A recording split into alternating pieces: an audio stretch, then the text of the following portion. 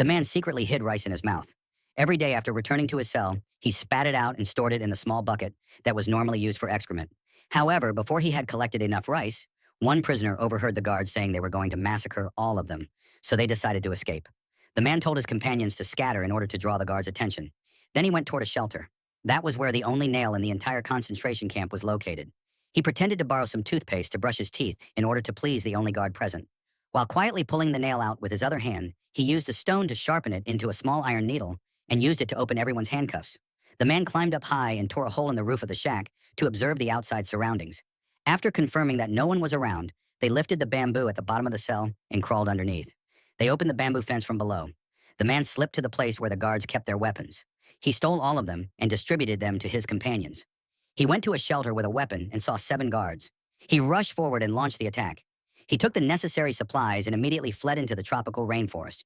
When it rained heavily, they opened their mouths to drink the rainwater. When they were hungry, they ate the rice he had hidden before. But the rain was so heavy that they were carried away by a flood. They found a river and built a raft to go downstream, but they soon encountered a waterfall. They survived with great difficulty. The raft crashed violently and all the supplies were lost. They arrived at an abandoned village. Suddenly, an American military helicopter passed above them. He stood in a clearing and shouted frantically, but the helicopter did not stop. He started a fire by rubbing sticks together and lit the wooden house, shouting again toward the helicopter that came back. But this time it fired at him. He threw himself on the ground to avoid the shots. They left the village and encountered angry villagers who attacked them. The man could only run away. The next day, he discovered soldiers camping nearby. They could only hide silently. After the soldiers left, he quietly ran to take the sweet potatoes they had left behind. One day, another plane passed by. He picked up a large leaf and waved it strongly at the plane. It circled above him several times and then left.